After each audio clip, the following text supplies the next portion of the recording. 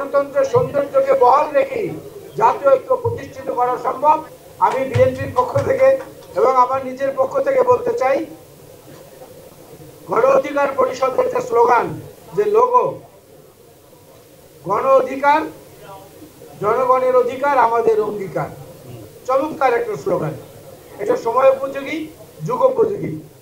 আজকের দিনে যে প্রত্যাশা এবং যে আহ্বানগুলো অন্যান্য নেতৃবৃন্দরা এর আগে তাদের জন্মদিনে দিয়েছেন, তার সঙ্গে তাল মিলিয়ে সুর মিলিয়ে আমি বলতে চাই, আমাদের মূল প্রতিপত্ত বিএনপির পক্ষ থেকে বলা হচ্ছে বারবার, বিশেষ করে আমাদের ভারপ্রাপ্ত চেয়ারম্যান জনাব তারেক রহমান বলছেন সবার আগে বাংলাদেশ। এই সবার আগে যদি বাংলাদেশকে আমরা মাথায় রাখি, নিজেদের মধ্যে ছোট ছোট মতবিরোধ, মতভিন্নতা, এগুলো গণতন্ত্রের সৌন্দর্য। এই গণতন্ত্রের সৌন্দর্যকে বহাল রেখে জাতীয় ঐক্য প্রতিষ্ঠিত করা সম্ভব, নির্বাচিত সরকার প্রতিষ্ঠিত করা সম্ভব। আমি আমার বক্তব্য বাড়াবো না, শুভেচ্ছার মধ্যেই থাকতে চাই। শুধু বলবো, ফুল আনিনি এই কারণে, গণ অধিকার পরিষদে এত ফুল, এত ফুল, এত ফুলের বাগান, এই যে ফারুক, এই যে নূর, এই যে রাশেদ প্রধান সহ, রাশেদ সহ যারা আছেন, এত ফুলের মধ্যে নতুন করে ফুল দেওয়ার কোনো প্রয়োজন নেই।